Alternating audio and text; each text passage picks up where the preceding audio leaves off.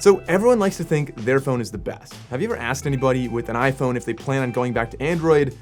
They're gonna laugh at you. iPhone users say they would never go back to Android, and Android users argue that iPhones are inferior. But most people have not actually tried the other interface in quite a while. So if you're considering switching, or if you think your interface is the best, stick around for the rest of this video and find out. In this video, I'll be comparing Apple's iOS to Samsung's version of Android called One UI and Google's version of Android called Pixel UI. Now, there are plenty of other interfaces out there, like Huawei's EMUI or Oppo's ColorOS, which is now also used in OnePlus phones. But in general, the three that I hear most about here in the US are Pixel, Samsung, and iPhone interfaces. All think they're the best, and in many ways, they all changed a lot in the past couple years. So let's take a look at them and see how they actually stack up head to head. So we have three devices here. The one on the left is running Samsung Galaxy's version of Android, which is called One UI, and this is the latest up-to-date version. We have iOS running on the iPhone 13 Pro, and of course we have Pixel's version of Android. For the purposes of this video, we're just going to call that Pixel UI. Now, these two are running Android, this one's running iOS, so you'll see a lot of similarities between these. However, Samsung does have their own flavor on this, and it is very different in some ways. We'll point those out throughout the video, but let's start off with the general appearance of these. If we go and open up any app, for example, Spotify on these, they all have essentially the same animations. It all expands to that, and then navigation to get back home is going to be very similar. On all of these, you can swipe up from the bottom, and that will take you back home. Now, if you swipe up and hold on any one of these, it'll show you the apps you have open. However, one little hiccup with Samsung is, although it works on any other screen, if you go back to the home screen, sometimes swiping up wants to bring up Samsung Pay. So that's kind of a weird little hiccup if you use Samsung Pay. One UI has a slight drawback there. Working through the interfaces from the top down, if we go to the top, you can actually swipe down on any one of these. The iPhone is a little interesting. You can swipe on the left or the right, and you're going to get something slightly different. So on the left side, you'll get your notifications. As you can see, all three of them have your notifications here. And on the right side for the iPhone, you will get your quick settings, which you also have on the Android devices. But if you swipe down again, you'll get them there. So just to kind of reiterate that, one of the big benefits of One UI on Samsung is that it is very easy for single-handed use. Here you can see if you swipe from the middle of the phone, it'll bring that down. If you swipe again, you can have all of your quick settings easily accessible from just one hand. Now on iPhone, however, if you swipe down from the middle, you're not able to access that. Instead, it gives you your spotlight search, which you do have on the other devices, located in a slightly different location. If you want to access the top, what you could do is swipe down on the bottom and get the single-handed view here, and then you can swipe down from there, and it gives you access to that. But again, if you want to reach anything on the top, you need to go down to that single-handed accessibility one more time. So a slight drawback with iOS here, and Pixel, again, does have a similar feature to Samsung where you can swipe down twice and get your quick settings, but the quick settings are a little bit higher up on the phone, so for single-handed use, that is a slight drawback for the Pixel. All three of these do have very similar quick settings. For example, you can go into airplane mode, control the Wi-Fi, the Bluetooth, things like that, go to screen recorders, but you will notice some subtle differences in here. For example, link to Windows is on Samsung. That's a big one they have, whereas on here you might have AirDrop, you might have different things. You can change what is going to appear in your iOS settings here. And of course, on Pixel, you'll have some slightly different ones like Google Pay as well. Something that is very unique to Samsung is Samsung DeX. We'll talk about that later on in the video, but essentially it allows you to have an entire desktop interface directly from your phone. So if I plug my phone into a monitor, as you can see here, I'm able to use it as a full desktop. I can connect a mouse to this, a keyboard, and I basically have a desktop in my pocket. You'll also notice on both Android devices, we have access to settings, as you can see up in the corner, as well as right here. So access to settings is very convenient, whereas on iOS, you're not really able to do that. Instead, you have to navigate back and go into settings that way. But for some things, for example, such as Bluetooth, you can tap and hold on that. It'll open up a little Bluetooth menu, as you can see right there. And then from within here, you can tap and hold on Bluetooth again and connect to whatever devices you want, or go down to Bluetooth settings, and it will open up the Bluetooth app. So a few extra steps, but still very accessible. And I think that's a trick that a lot of iOS users don't really know about. If we turn the displays off on these devices, you'll see both Android devices have an always on display, whereas the iPhone does not. So if you have this sitting on a desk, it could be a convenient thing to see the date, the weather, the time, things like that. And another thing you'll notice is it's very common for Android devices to have a fingerprint sensor, as you can see on the lower portion of the screen. Instead, Apple uses Face ID, but I want to point out, although I really do like Face ID, and it is a very quick and almost invisible way to get into your phone, something you might notice is if you want to sign into these, and maybe it's your wife or somebody else is signing in and their face is not registered, it's a little bit harder to actually go and do that. So on an Android device, you can simply go and swipe up and you get the keypad there. On an iOS device, you can swipe up and it's going to look for your face for approximately 10 seconds until that actually pops up and you're able to sign in. Sounds like a small thing, but if you're wearing a mask in public, it could be a small inconvenience that maybe you want to disable Face ID, for example. If we go into the navigation settings on the Samsung phone, you can see that we have a couple different options. You can have buttons on the bottom if that's easier, or the swipe gestures, which I generally prefer, and that's what you're seeing on all three of these devices. So essentially, you swipe up to go home, as you can see right here on both of these, or you can swipe back to go to the previous page, or swipe up again to go home like I mentioned earlier. Samsung also offers a video wallpaper, so if I go and wake my screen up, you can see we have a video in the background. That's something you cannot do currently with iPhones. When it comes to personalizing your phone, I mentioned before that we can have a video wallpaper on One UI, but you can also do the same thing on Pixel UI. As you can see right here, this is actually a video, and there's a little bird that flies around here, and that is on a Google Pixel 5a, for example. You cannot do the same with an iPhone, and looking at the apps in general, if you want to rearrange them, I talked about how on the iPhone, everything is going to have a top bias. So for example, I cannot move Google Calendar over to the bottom corner and leave a gap there. It's always going to push up to the left. Whereas on Android, you can see here, I'm able to position them anywhere I want on the entire screen. You have some fun features that are now seen on both devices. So for example, if you tap and hold on Google Chrome on either one of these, you can go and open a new tab. You can go and scan a QR code, incognito search on either one of them. And so they give you a lot of the same options across these just by tapping and holding. It's something that I personally think is really nice and beneficial. If you want to move the apps around, similarly, you can tap and hold and drag them around, put them in folders, things like that. You may also notice that the grid size is slightly different on both of these phones. So if we go on either Android phone, we can go into settings and you're actually able to choose the app grid size. So if you want to have a lot of apps on there, if you can have 5x6, they're a lot smaller. 4x5 is a little bit larger, more accessibility, and we can save or cancel that as well. That's something that you currently cannot do on the iPhone, but you are able to do it on other Android devices as well. So the overall appearance of these, you might notice, is all relatively similar, and it's going to be more of a matter of preference for which one you actually like better. But let's get into something a little bit more interesting now, being the features and the tools that these offer. Let's start off with iOS. Some of the big features this has are really related to the ecosystem, something that people love to talk about when they talk about iPhones in general. And so with an iPhone, essentially you have some really great features if you're using other Apple devices. Some of them include things like universal clipboard. So if I copy something on my MacBook or my iMac, I can go and paste that on here, whether that's a link or some text or whatever it might be.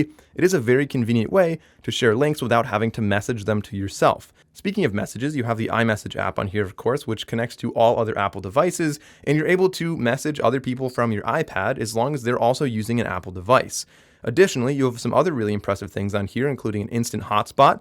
So if I connect, say, a MacBook to this and I'm on the go, it can automatically link to my hotspot and use my data right here. And on top of that, you have things like camera continuity, auto unlock, you've got the AirPods feature where they automatically connect, and things along that nature. Now, when you're looking at the Android devices, they are kind of similar-ish, but the ecosystems are definitely slightly less intense. So on both Android devices, you have something called Nearby Share, which allows you to send photos similar to how an iPhone would use AirDrop. But the problem is it doesn't work especially well with Windows laptops or really a lot of other devices. It's still kind of an early feature that is not quite as robust. Additionally, you do have Google's fast pairing, which is similar to what Apple does with AirPods, and it is convenient when you get a new pair of earbuds, you can open them and you get a little pop-up on the bottom. But again, that is really only a one-time thing that I don't view as a massive difference. Samsung, however, does have some very impressive features on here that you don't see on really any other device out there. Some of them are aesthetic and some of them are navigational, but I want to first focus on one of the big ones that I mentioned earlier, being Samsung DeX. This allows you to essentially have a PC in your pocket. This is obviously a very powerful phone with a lot of capabilities, and so if I just plug in an adapter to the bottom of this phone, I can connect a mouse, a keyboard, and a display to this, and essentially use it as a full-blown desktop or laptop, really. If we dig into the settings, you can also see that Samsung has what's called Dual Messenger, which allows you to connect multiple accounts for different apps. So if I have 2 Snapchat accounts, 2 Facebook accounts, 2 WhatsApps, whatever it might be, I will be able to have both of them linked in this phone, and you can have different contacts. You can use separate contact lists and essentially have an entirely separate app allowing you to use, maybe it's a business and a personal, or maybe it's 2 different people sharing a phone, whatever it might be. That is a very powerful feature that you don't see on other devices. Even though Pixel's UI is clean and simple, don't be fooled into thinking it has a shortage of features. In fact, Google packs this with some really incredible features from, for example, call screening, meaning when somebody calls you, you can automatically automatically screen it and have Google's Assistant answer the phone for you, to hold for me, and many other things like that from the call side, as well as a lot of other voice assistant style stuff baked into this interface. iOS also has a ton of amazing features baked into it as well. Many of my favorites are actually up in the quick settings menu on the top, and these include things like changing the text size per app. So if there's some apps that you want smaller or larger text, you can change it specifically for that app. Additionally, you have the setting to actually monitor your Bluetooth or any other sounds around you and let you know when you're being exposed to potentially damaging loud volumes. And of course, the other one, which is really beneficial for FaceTime or Zoom or any other calls, is to blur your background or of course isolate your voice with the new microphone settings. Whether you're using Bluetooth or the microphones on the device itself, you can isolate your voice from the surrounding sound so people can hear you more clearly in calls. Android also allows you to use split screen, so if I go into this, I can tap on the icon and open in a split screen view or in a pop-up view, which again is something that is very unique to this phone right here. So if we go into open a pop-up view, you can see that we now have the little settings app that we were just looking at, and we can resize it, move it around, whatever we want. And this allows you to kind of multitask a little bit more easily than you would otherwise be able to with something like iOS. Now, if we want to resize this, we can go back to expand it. You can also minimize it as well. And if we want to look at something like split screen view, we can tap on the icon there and open this in split screen view. So here you can see an app on the top, and on the bottom, it wants to know what other app we want to open. Maybe the bottom's going to be gallery, and you can see right there, we're able to watch videos and maybe take notes on the top or something along those lines. Pixel UI also allows you to have split screen view, although it does not allow you to have that separate little pop-up view. If you're somebody who cares a lot more about the quality of the music you listen to, you might be partial to both Android devices, as they make it very easy to listen to higher quality codecs such as LDAC or aptX or something like that. And in particular, I am partial to the Pixel, being that it makes it incredibly easy to actually switch between any codecs you're using. Now, if you want to listen to multiple devices at the same time, Samsung has some really great features with that. For example, you're able to actually have dual Bluetooth audio, which allows you to connect to multiple Bluetooth devices at once and play back different things on each of them or the same thing on them together. So if you and a friend are listening to music or watching a movie on a plane, you can both have your own earbuds and connect and watch simultaneously on this device. Additionally, if you have music playing on a speaker, you can choose what is going to be played through that. So you can have music playing through the speaker. And for example, any kind of voice memos or any kind of phone calls or anything can come through the phone instead of through the speaker, so nobody has to listen to your private messages. One last feature I want to point out on both Android devices is actually the power share or reverse wireless charging option that you currently do not have here on the iPhone. Although we believe the iPhone is probably capable of that, it's something that you're only seeing on pretty much any Android device out there. This means that I can charge other devices such as earbuds, watches, or other phones simply on the back of my phone. Some of the features I really like with the iPhone are related to the accessibility. So when you open accessibility, you can go to touch, and within here, we have some really great things. Of course, tap to wake and the basics like that, but also shake to undo. So if you're typing something and you accidentally delete it, you can shake your phone and it'll quickly undo what you did. Additionally, if you go down to the bottom, we can go to back tap, and this allows you to tap the back of your phone, double tap, or triple tap to open the app of your choice. So if I go to triple tap, we can set that to change the volume, to open assistive touch, to be a magnifier, to scroll up, to scroll down, to do whatever you want. There's a lot of features in there that, granted, you can do similar features on Android devices, but Apple has both triple and double tap, as you can see right there. And of course, we couldn't forget on the side of the iPhone, we do have that switch, which allows you to go in and out of silent mode, as you can see right there. And that'll bring your ringer on or off. And that's a really convenient thing. If you're going into, say, a meeting and you want to be absolutely positive that your phone is not going to ring, you can quickly flip that switch and now you know your phone is in silent mode. Now on Android devices, you have other features. For example, if you turn it face down, that can reject phone calls or silence the phone. But having a physical switch, in my opinion, is a very robust way to be very confident nothing is going to make sound. But speaking of sounds, one of the big benefits of Android devices in general is their management of volume. So if you press the volume button on an iPhone, it is going to change the volume of your ringer unless you allow it to change the volume of your media, but that's essentially all you're going to be able to do. If you have it set to, by default, it's going to only control your ringer, and to change your media volume, you have to swipe down, and you can change your media volume here.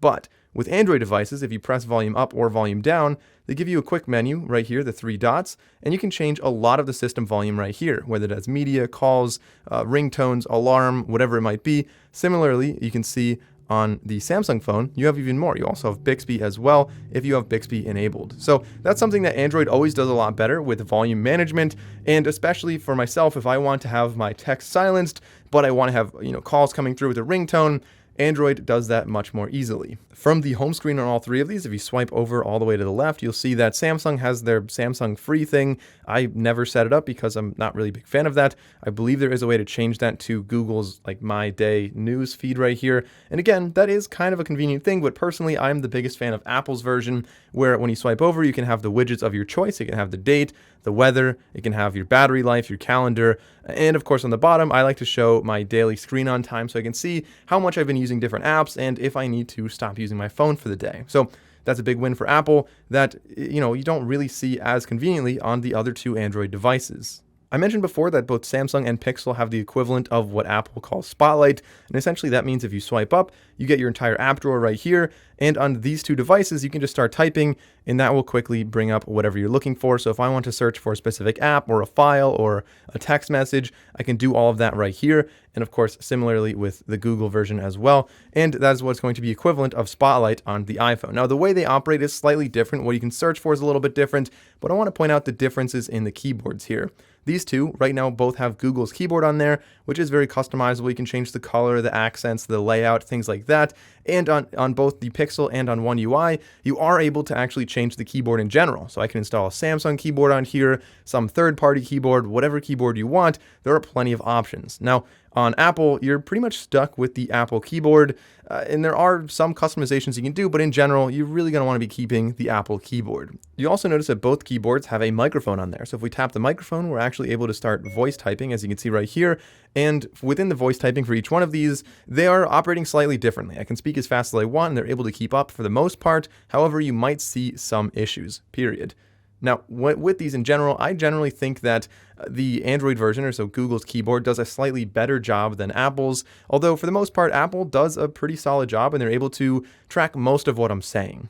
This is very subtle, but I notice Android has a slight advantage when you're actually trying to edit certain text. So for example, if we want to go and change one of the letters in the word Google, we want to change maybe the first O, I can simply tap there and delete the O and type in whatever letter I want. Whereas on Apple, I actually have to tap, and it likes to skip to the end of the word you're looking at, so keyboard, Google version, whatever. So if we tap on Google, we have to tap and hold it and actually navigate over to that O, and then we can delete that. So again, when you're editing text, I think it's a little bit quicker on Android. I'm not sure why Apple likes to jump to the end of a word, but it's something that they do. So let's get into the camera apps of these phones. Of course, cameras are incredibly important on any phone you're using, and looking at these, the bottom half is almost identical. You're able to switch between portrait mode, photo, video, and things like that. You've got your shutter button in the middle. You can go to your album, or you can go and flip the camera around as well. But something you'll have on the Galaxy phone actually is the ability to move the shutter. So if I tap and hold it, I can move it somewhere else on the screen.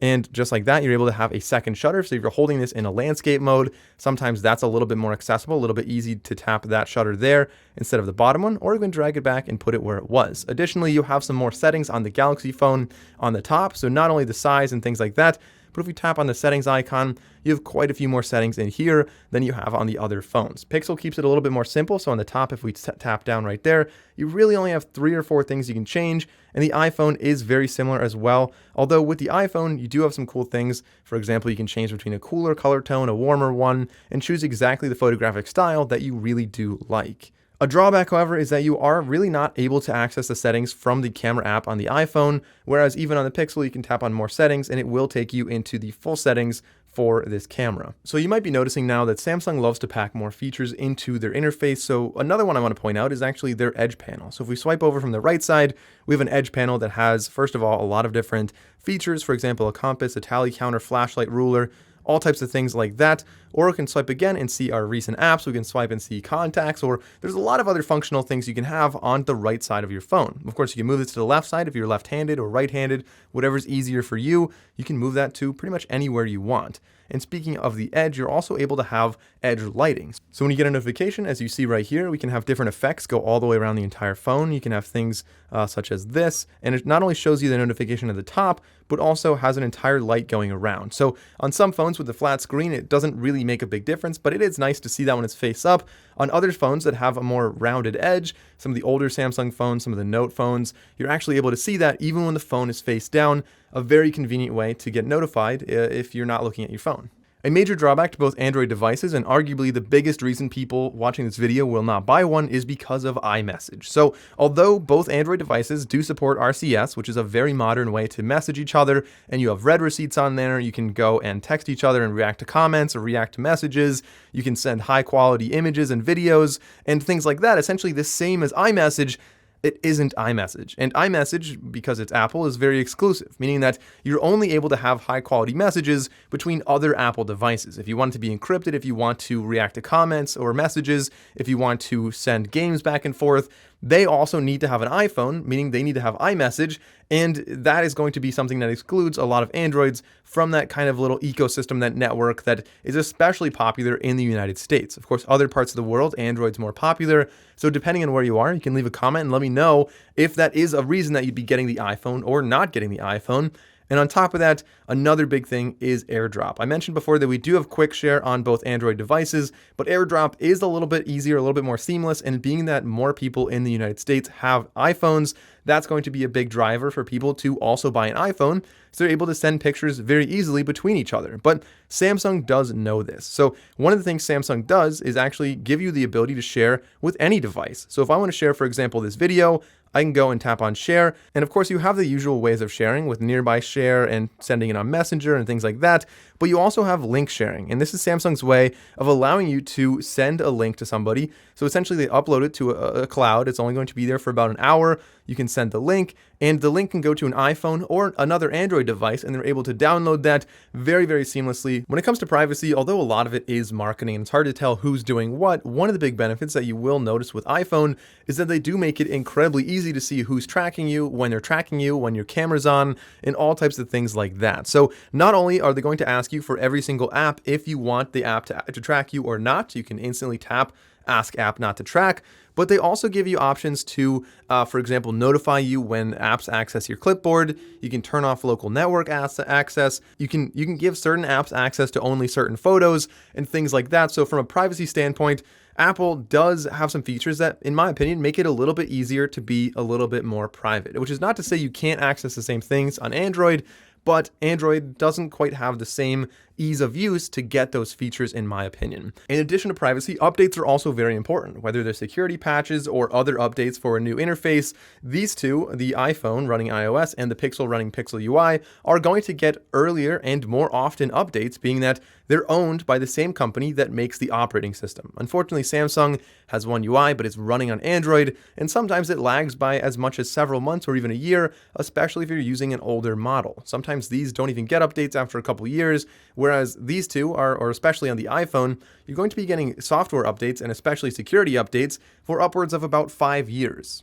When it comes to apps on all three of these phones, you really won't see much of a difference between One UI and Pixel UI, but between Android and iOS, you will see a difference. Although they have a very similar selection of apps, the apps operate slightly differently, and being that iOS is only run on a handful of devices, it's often easier to design it for those devices. So a lot of times iOS apps are a little bit more robust, in my opinion, and they have some better features. So for example, if we go on Spotify and we want to add something to our queue, you can't swipe either way on Android, but on iPhone, you can swipe either direction, either like the song, or you can add it to your queue, and that's something that I personally really do like. And on top of that, I noticed that apps with cameras, for example, Instagram and Snapchat, generally have better image quality on the iPhone. Of course, being that it's designed for only a couple different hardware configurations, it's a lot easier to process images versus Android, which is built for thousands of different devices out there. Now, when I say apps are better on the iPhone, this naturally excludes Google Apps, where the Google Apps are going to, of course, run much better on Google's own Android. And